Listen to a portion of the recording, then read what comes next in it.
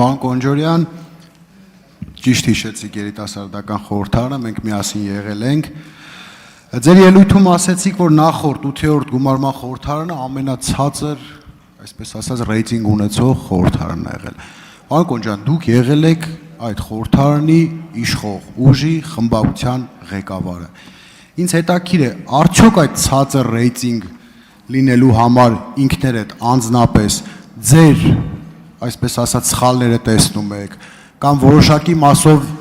ինչ-որ մեղք ունեք, կարող է ուրիշ ձև անեք, աշխատանքային այլ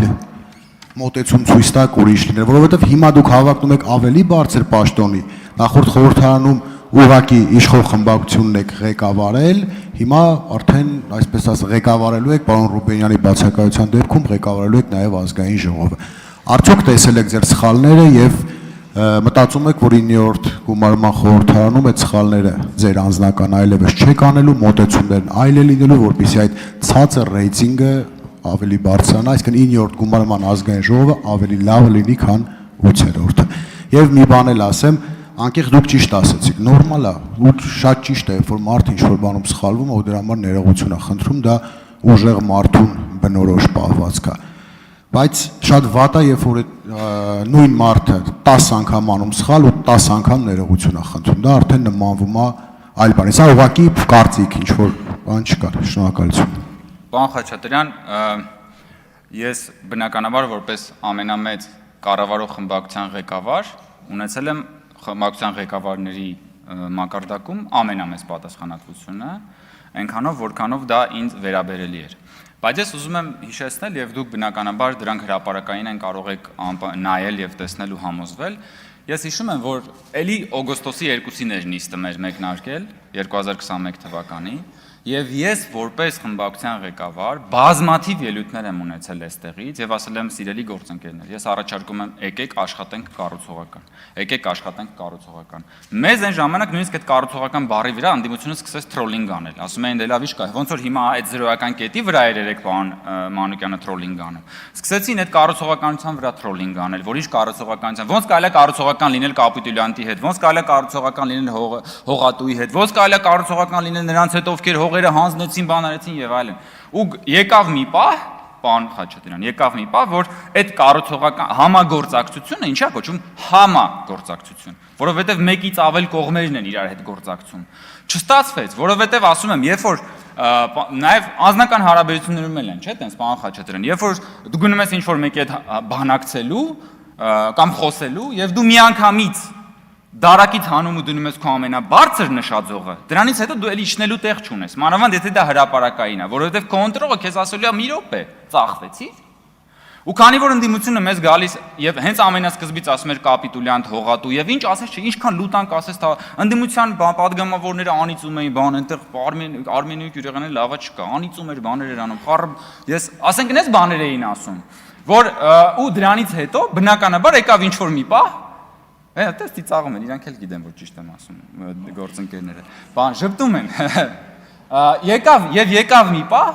որ պարոն Խաչատրյան, այդ ոչ միայն համագործակցություն չեղավ, այլ եղան կոնֆլիկտներ, հետո դրանից հետո ընդդիմությունը որոշեց, որ պիտի գնա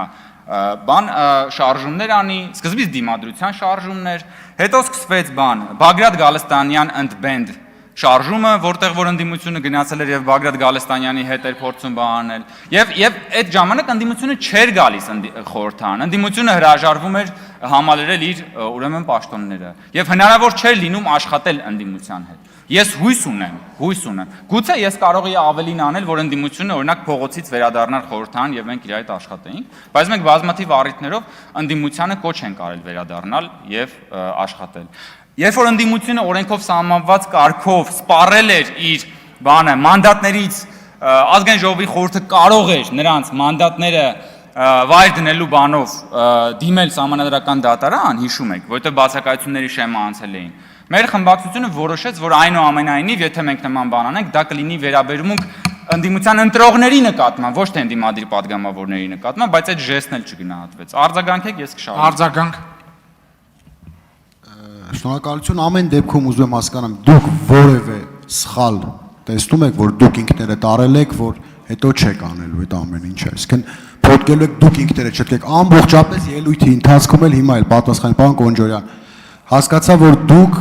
ամեն ինչու մեղադրում եք ընդդիմությանը նաև մեղադրում եք այսինքն փողոցային պայքարներ սկսելու համար փողոցային պայքարներ իրականացնելու համար բայց ինձ կարծիքով դա քաղաքականության մեջ նորմալ է ու նորմալ է երբ խորհրդարանական ընդդիմությունը փողոցային պայքարի ժամանակ կարող է չներկայանալ ազգային ժողովը, որովհետև ամեն դեպքում բոյկոտն էլ ինքը քաղաքական ձև է, քաղաքական դրսևորում է։ Իմ հարցը այն էր, որ դուք ինչ եք փորձելու անել, որպեսզի ավելի լավն լինի 9-րդ գումարման խորհրդարանը, քան 8-րդն էր։ Շնորհակալություն։ Անխայտ Չատրյան, շնորհակալություն։ Ես